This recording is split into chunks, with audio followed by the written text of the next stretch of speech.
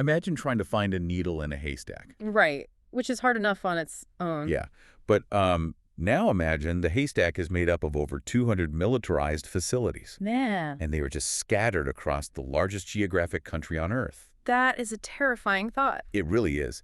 And the needle you are looking for in this scenario is 20,000 stolen children. Yeah, that is the reality we are looking at today. It is. Welcome to Reform Thinking. I'm your host, and our mission for this deep dive is to take a stack of provided materials, extract the most crucial facts, and present them in a way that is custom-tailored for you, the listener. And today we are tackling the mechanics of demographic engineering. Spot on. We are going to look at it through two completely different sets of eyes. We are examining two distinct documents that tackle the same horrifying reality. Two very different texts. Right. The first is a rigorous legal and geopolitical paper. It is titled Stolen Futures and the Law: Ukrainian Children, Forced Transfer, Repatriation, and Enforcement in the Russia-Ukraine War. Very academic. Very legal. Very. And the second document is a theological discourse, a sermon, actually. Which is quite a shift in tone. It is a huge shift. This sermon interprets this specific geopolitical crisis through a strict expositional lens of Psalm 10, specifically verses 14 through 18. So we have two texts dealing with the very same reality on the ground. But one is looking at international law, and the other is looking at divine law. Precisely. Now, before we jump into the material, I need to clarify our role here on the show for you guys listening. Yeah, this is a crucial distinction to make. It is. Our job here is to impartially report the arguments, the theological frameworks, and the geopolitical claims contained strictly within these specific source materials. Right. We are not taking political sides here. We are not, and we are not endorsing the viewpoints presented by either author. We are simply laying out the facts, the historical claims, and the theological arguments, as the authors present them. We are basically acting as analysts, just trying to convey the ideas contained in the original source material. Yeah, we are looking at the architecture of the arguments themselves, which brings me to the hook for today's conversation. What is the framing here? Well, what happens when you read international news with two distinct sets of lenses? Okay, I like that. Right. One lens is tracking the mechanics of human courts, international law, and diplomatic enforcement. The earthly side of things. Yeah, and the other lens is tracking the unchangeable decrees of a sovereign throne. The heavenly perspective. Exactly. Spot on. So let's unpack the factual landscape first, because the legal text lays out some incredibly heavy statistics right out of the gate. The numbers are just staggering. They really are. As of May 17, 2026, the official Ukrainian Children of War portal reported 20,570 children forcibly displaced or deported. Over 20,000 verified cases. Yes. And of that verified number, the text notes that only 2,161 have been returned to their families or guardians. So that leaves, over 18,000 children completely unaccounted for in the system? 18,000 kids just gone. But the text also points out a much larger open source claim from the Russian state itself. Right, because their numbers are totally different. Oh, massively different. The Russian government asserts that 744,000 children were, in their words, evacuated. Almost 750,000? Yeah, and that massive discrepancy in the numbers is central to the legal paper's argument. It illustrates the sheer scale of population movement happening. It does. And the author points out that this gap highlights the extreme difficulty of distinguishing a lawful wartime evacuation from an unlawful deportation. Right, because sometimes evacuations are necessary, to get civilians out of a combat zone. Sure, absolutely. But that distinction becomes nearly impossible to make when the occupying force controls all the facts on the ground. They control the border checkpoints, the administrative paperwork, all of it. Yeah, all of it. And the legal text goes into intricate details about the specific pathways these children are taking. They are not just, wandering across a border to escape shelling. No, not at all. The document details how children are taken from orphanages, from hospitals, from boarding schools. And even from those so-called summer camps. Yeah, the summer camps. That is a recurring feature in the geopolitical source. It is incredibly sinister when you read how it works. It really is. The paper describes a scenario where parents who are living in an active war zone are offered this seemingly benign option. Right. They get told, hey, send your kids to a recreational camp for a bit. Yeah, just expecting a temporary, maybe 2-week respite from the sirens and the violence. Which any parent would want for their child. Of course.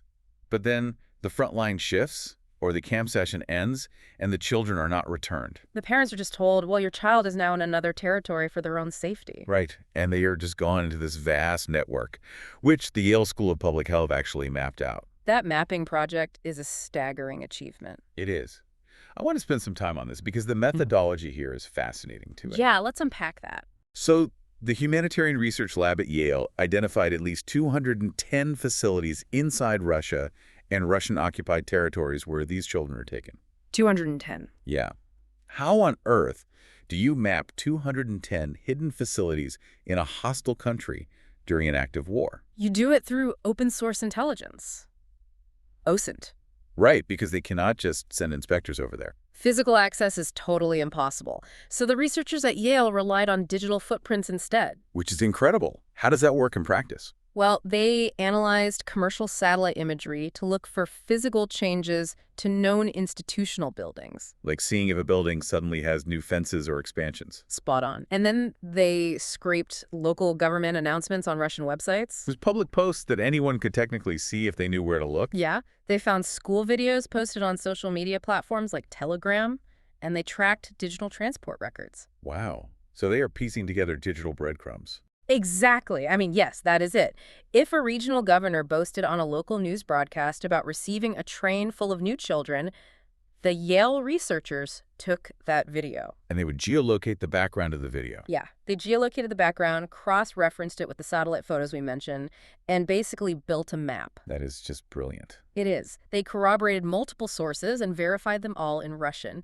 It shows how modern investigation can proceed without ever stepping foot in the territory. And the findings from that Yale lab are chilling. Very much so. They found re-education occurring at nearly 63% of these 210 identified facilities. 63%. That is a massive majority. Yeah. And they also found active militarization in at least 18% of them.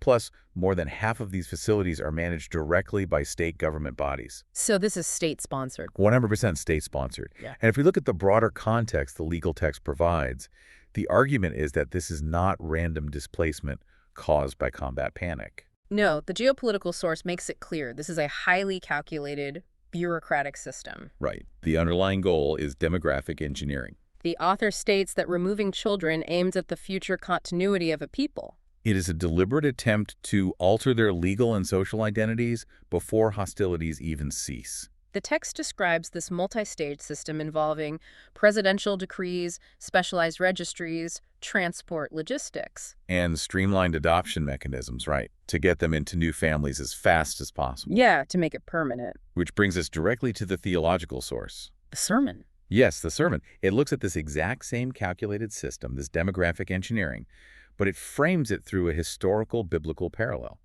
The theological discourse draws a direct line to the 6th century BC. Right. It focuses specifically on the Babylonian captivity. The sermon brings up King Nebuchadnezzar besieging Jerusalem. Yes.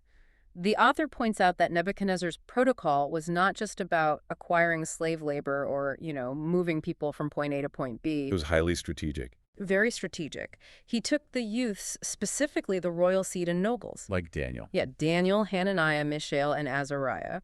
And he subjected them to forced cultural assimilation. The text actually refers to this as the Babylonian playbook. That is the exact phrase the author uses, yeah. The Babylonian playbook. I mean, they gave these youths new names. Daniel became Belteshazzar. They taught them the literature and the language of the Chaldeans. They were completely immersing them in a new worldview. They even fed them from the king's table to create this sense of dependence and loyalty. Right. The theological source argues that the objective in antiquity was to erase their covenantal identity. To make them forget who they were and who their God was. Spot on. And the author asserts that modern autocrats have basically resurrected this playbook. So the re-education camps, the military training across those 210 sites, forcing the children to sing foreign anthems. The text argues all of this is the modern equivalent of Nebuchadnezzar's assimilation strategy. I have to ask a question here, kind of playing devil's advocate based on what we were reading. Sure, go ahead. Does framing this modern, highly documented crisis as an ancient Babylonian playbook run the risk of abstracting the very real legal violations happening right now? That is a fair question. Like, does turning a geopolitical crisis into a sermon illustration distance a listener from the agonizing reality of the 20,570 actual children in the database today? You know, the theological source actually anticipates that specific critique. Oh, it does. Yeah, and it argues the exact opposite. Okay, unpack that for me. Well, the author is writing from a strict Protestant confessional perspective, and from that stance, the author rejects the idea that biblical exiles are just mythological tropes or abstract moral fables. So they are not just stories to learn a lesson from. Right. The sermon insists these historical events in Scripture are factual precedents. Meaning they are rooted in actual time and space, Yeah. just like the modern crisis. Precisely. The author argues that human nature is fundamentally corrupt, meaning the nature of human tyranny remains constant across millennia. So the evil we see today is the same evil we saw in Babylon. Yeah. By linking the current crisis to Babylon, the theological text is attempting to escalate the severity of the offense. Escalated how? The author is arguing that this is not just a violation of a modern treaty signed a few decades ago in Geneva or Rome. It is a violation of a moral order that has been judged since antiquity. Wow. That puts a completely different weight on it. It really does. The text uses history to prove that the impulse to steal a generation is a very old, very dark human instinct. That natural connection brings us to how these two texts categorize the crimes. Yeah. Because they use very different language for this. Yeah, the geopolitical text uses the vocabulary of human courts. While the theological text uses the vocabulary of human corruption. Right. Let's look at the legal definitions first, because the legal paper outlines several distinct categories under international law. The first category the text examines is war crimes. Okay, war crimes. The paper notes that the International Criminal Court, the ICC, issued arrest warrants in March 2023 for Vladimir Putin and Maria Lvova-Belova. And the specific charges are the alleged war crimes of unlawful deportation and unlawful transfer of children. For our listeners who might not follow international law closely, the text makes a crucial point right here. Which is? These are not custody disputes. These are not child welfare disagreements. Right. The ICC operates under the Rome Statute, which is the treaty that established the court to prosecute the most serious offenses imaginable. the heaviest crimes humanity can commit. Yeah. And the legal text then elevates the situation to a second category, crimes against humanity. That is a step up from war crimes, legally speaking. It is. A United Nations commission in 2026 concluded that the forced transfer of these children amounted to crimes against humanity, specifically using the label of enforced disappearance. Enforced disappearance. Man, that phrasing is incredibly heavy. It carries a lot of legal weight. It does. The text explains that this captures not only the initial physical movement of the child, but the active concealment of their whereabouts. Right, the hiding of the child. Yeah. It means the state takes a person and then flatly refuses to acknowledge their fate. They hide them in an institutional system. They rename them in the documents, and they effectively deny them the protection of the law. They basically make them vanish from the legal system. Oh, wait, yeah, that is spot on. Which brings us to the third and most severe legal category discussed in the text. Genocide risk. Genocide. The Genocide Convention is an international treaty that explicitly lists 5 acts that constitute genocide. And one of the specific acts is forcibly transferring children of the group to another group. It is written right there in the convention. Mm-hmm. But the legal text cautions that this is incredibly hard to prove in a courtroom setting. It is arguably the hardest thing to prove in international law. Why is that? While the author notes that not every unlawful transfer automatically equals genocide. To secure a conviction, prosecutors have to prove specific intent, often called dolus specialis in legal terms. Specific intent. So it's not just about what they did, but why they did it. Yeah. You have to prove the perpetrators moved the children with the specific intent to destroy, in whole or in part, a national, ethnic, racial, or religious group. So you cannot just prove they moved the children. You have to prove the internal mindset driving the action was the erasure of the Ukrainian group entirely. Yes. You have to prove what was in their head, which is incredibly difficult. So that is the intricate framework of human courts. War crimes, crimes against humanity, and the towering hurdle of proving specific intent for genocide. It is a very technical, rigorous standard. It is. Now let's switch our lens back to the theological source. How does the sermon explain these same actions? The theological text approaches this by introducing the doctrine of total corruption, also known as original sin. Okay, total corruption. The author asserts that fallen man, corrupted by sin at the root of his nature, is fully capable of unimaginable atrocities. Including the systematic deportation and indoctrination of children. Right. The sermon does not look for a political excuse. It looks for a theological diagnosis. And the sermon takes a very firm stance against certain secular philosophies in this section. The author explicitly rejects evolutionary naturalism. Yeah, the author argues that evolutionary naturalism offers no objective basis for condemning the strong, overpowering the weak. That makes sense. If you remove the divine element, what is left? Well, the sermon states that if humans are just biological accidents, if we are nothing more than chemical reactions and survival instincts, Then the strong taking children from the weak is just the natural law of the jungle. spot on. It is survival of the fittest playing out on a geopolitical stage. But the text says we have to reject that philosophy entirely to understand why this is an actual crime. Right. The sermon argues that man is made in the image of God, the imago Dei. So laying violent hands upon the defenseless is an assault on the Creator himself. You are defacing an image bearer. That is the theological gravity of the crime. What is fascinating here to me is how the legal requirement for specific intent mirrors the theological text's focus on deliberate malice. Oh, that is a great observation. Yeah, think about it. The legal text requires prosecutors to prove that the state intended to destroy a group. They have to prove the motive. Right. And the theological text, in its analysis of Psalm 10, focuses intensely on the deliberate mischief and vexation executed by the wicked. Both texts agree that a system like this does not happen by accident. No. It requires a calculated, intentional effort to inflict harm. Yeah, it is entirely premeditated. I think of the international law framework like a medical thermometer. A thermometer. Yeah, a thermometer is a vital tool. It can measure a fever, tell you the exact temperature, and assign it a medical category. Like saying this is a low-grade fever or a life-threatening fever. Right. That is what the legal definitions are doing. They are categorizing the severity of the fever. Okay, I see where you're going with this. But the theological perspective is attempting to act as the pathologist. It is trying to diagnose the underlying fatal disease causing the fever in the first place. Yes, which it identifies as the total depravity of the human heart. That analogy fits the source material very well. The legal text measures the actions against the standard of the Rome Statute and the Geneva Conventions, While the theological text diagnoses the actions against the standard of the holiness of God and the corruption of man. and both texts acknowledge a chilling reality here. Which is? The perpetrators try to hide the disease. They try to hide what they are doing. Right.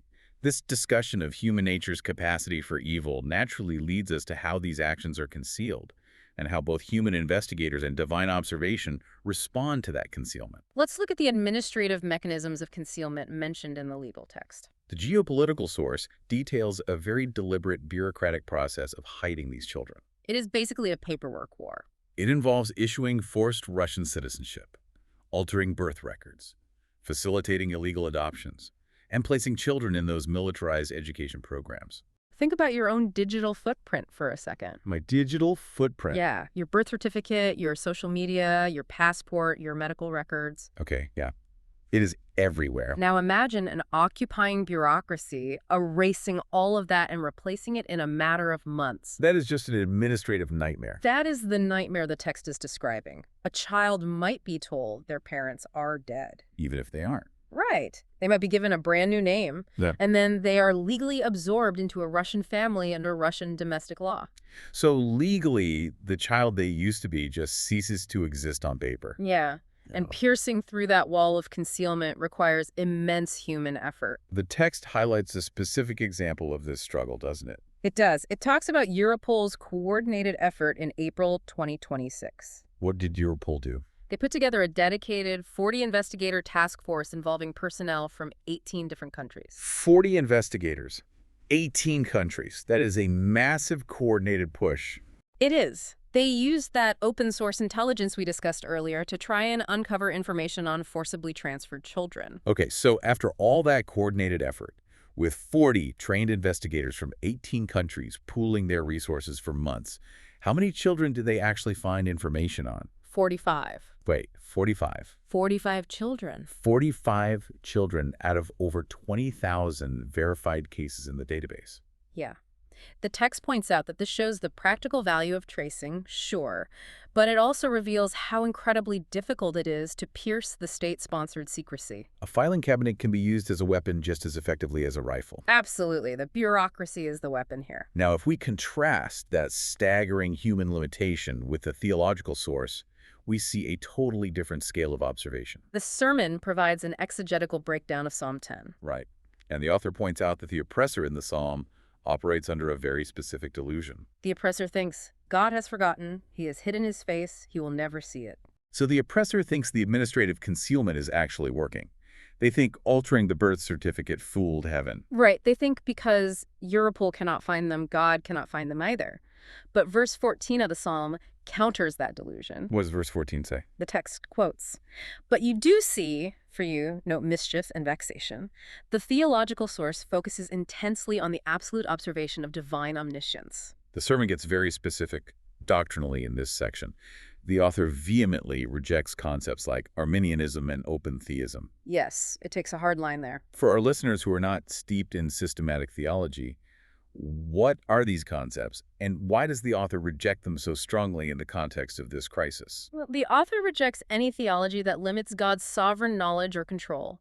Arminianism generally emphasizes human free will, sometimes framing God's plans as conditional upon human choices. Okay, and open theism. Open theism goes much further. It suggests that God does not even possess exhaustive foreknowledge of the future, but rather reacts to human decisions as they unfold.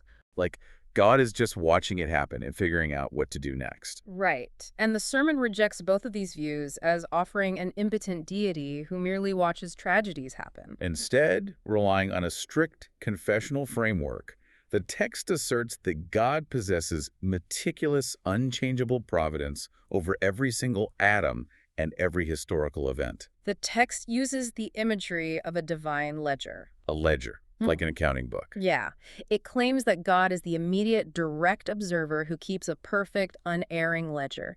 He knows the precise coordinates of every single child hidden across those 210 re-education sites. Regardless of what the forged paperwork says. Regardless of the names being changed or the passports being swapped, God's ledger is flawless. The author argues that this meticulous omniscience is the only thing that can offer true comfort to the victims. Because a secular view might conclude the universe is ultimately indifferent to the suffering of these children. Right, if it's just survival of the fittest, the universe doesn't care. But the Reformed theological view insists the universe is ruled by a God who is actively recording every tear and every wicked decree for a future judgment.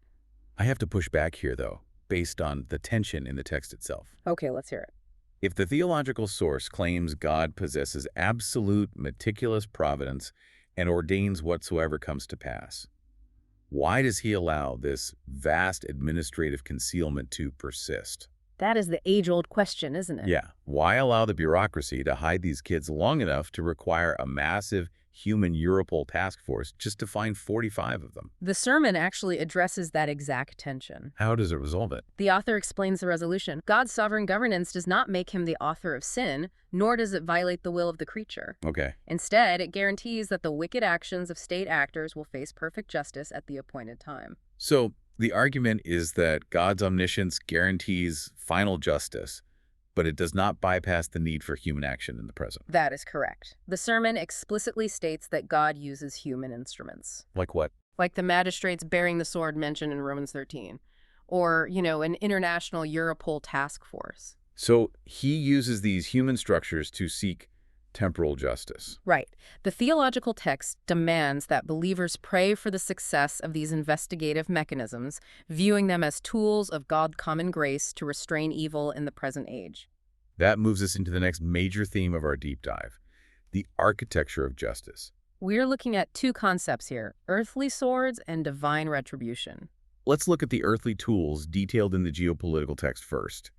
The author refers to this as a layered enforcement ecosystem. The legal paper argues that no single institution can handle a crisis of this magnitude. You need layers of enforcement. Give me an example of one of those layers. One layer is economic. The European Union and Canadian sanctions targeting specific individuals and entities involved in the forced transfers. The text mentions that Canada alone sanctioned more than 100 individuals and entities connected to violations of Ukrainian children's rights. Sanctions act like an invisible financial wall. How so? Well, you try to use a credit card in Paris, or route money through a bank in London, and the system just blocks you. So it isolates them financially. Yeah, completely. Another layer is investigative coordination. The text highlights the Eurojust Joint Investigation Team, or JIT. What does that team do? Authorities from 7 states, Ukraine, Europol, and the ICC prosecutor are pooling their intelligence. Okay. This means evidence gathered by a detective in Warsaw can be matched instantly to a suspect located by a border agent in Berlin. So they are breaking down the silos between countries. Spot on. And the legal text also proposes a no safe haven policy. I imagine that involves weaponizing immigration law against the perpetrators. Yes, exactly. I mean, yeah, that is it. It means ensuring that camp directors, regional governors, or transport facilitators cannot travel, bank, or operate internationally. So border authorities flag their passports, immigration denies their visas. And financial units trace their funding. The goal is cumulative pressure, making every foreign bank or port incredibly risky for anyone involved in the deportation network. And finally, the text mentions an International Claims Commission. Canada signed on to this, aimed at documenting losses and building an architecture for future reparations. So all of these represent the geopolitical tools available. Right. Now let's bring in the theology.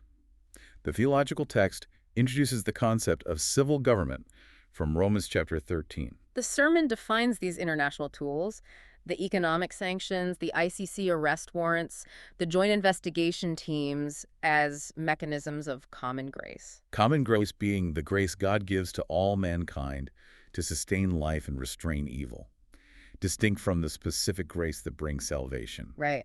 The author argues that God instituted civil government specifically to bear the sword and punish evildoers. So according to the text, a believer should view these international legal maneuvers not just as secular politics. No, they are temporal tools God uses to execute his justice on earth. But both texts argue that these tools have to be used aggressively. Very aggressively. The legal source states that diplomacy fails entirely if a peace settlement just returns a few children but leaves the bureaucratic machinery untouched. Right, because returning children without punishing the facilitators essentially rewards demographic coercion. You are just giving them a slap on the wrist. Yeah, it doesn't stop the machine. The theological source echoes this demand for absolute justice, but uses much starker language. Very stark. The sermon cites the imperative in Psalm 10, verse 15. Break the arm of the wicked. The author analyzes the Hebrew word for arm, which is roa, noting it is the ancient symbol of strength, capacity, and force. So to break the arm is to completely shatter the oppressor's ability to act. It is not a gentle metaphor, and this is where the sermon pivots to offer a harsh critique of modern church trends. Yeah, the author strongly criticizes what they call seeker-sensitive movements. For context for our listeners, a seeker-sensitive movement typically focuses on making church services as comfortable and appealing as possible to attract new people. Often by softening discussions about sin, wrath, and judgment. Right. The text insists that these modern movements offer a cotton candy gospel that completely ignores the groans of the oppressed. The author argues that in the face of stolen children, God is not just a weeping observer offering emotional support. No, the text calls him a warrior king who guarantees total retribution against the oppressor. The sermon points out a fascinating contrast in the Hebrew text between God and the oppressor. Oh yeah, the contrast between the king and the dust. Right. God is described as king forever, and the oppressor is referred to with the word enosh, which means mortal dust. The oppressor thinks they are untouchable, but the text reduces them to fragile dirt. Both sources are demanding a structural dismantling of the offending system. They are not satisfied with surface-level fixes. No, they want the whole thing torn down. I think of international sanctions like putting a cast on a shattered bone. A cast? How so? Well, putting a cast on a broken leg is a required non-negotiable step to stabilize the situation. It immobilizes the limb and restricts movement, which is exactly what sanctions do to the financial limbs of the perpetrator. Okay, that makes sense. But a cast is totally insufficient to heal compound fracture unless a surgeon has actually gone in, set the bone, and addressed the fundamental break. Right, you can't just slap a cast on it and call it fixed. Exactly. I mean, absolutely. Both texts are demanding the surgeon's work. The legal text wants the bureaucratic machinery dismantled. The theological text wants the arm of the wicked definitively broken. The demand in both documents is not just for symptom management, but for systemic justice. This brings us to a critical pivot in our discussion. We need to move from the punishment of the oppressor to the restoration of the victim. The recovery side of things. Yeah. We need to look at the grueling realities of physical and spiritual return. Because the legal text has a lot to say about the actual process of bringing a stolen child home. The geopolitical source is very clear on this point. Repatriation is a long, arduous process. It is not a single cinematic event. Right. The public moment you see on the news, a child crossing a border and hugging a parent, that is just the visible end of a massive chain of unseen actions. The text explains that returning a child requires extensive, trauma-informed counseling. It requires repairing their documentation, too. Because their legal identity might have been completely altered by the occupying power. They might have a Russian passport with a fake birth date right now. You have to undo all of that. The author also warns against turning these returned children into political theater. Which is a huge risk. It is. The goal is to restore them as full persons with a family, a history, a culture, and legal rights. The goal is not to use them as exhibits in a war crimes file to score diplomatic points. And the geopolitical source also stresses that the clock is a weapon. The clock is a weapon. That line stuck with me, because children age rapidly. They change schools, they grow, they forget.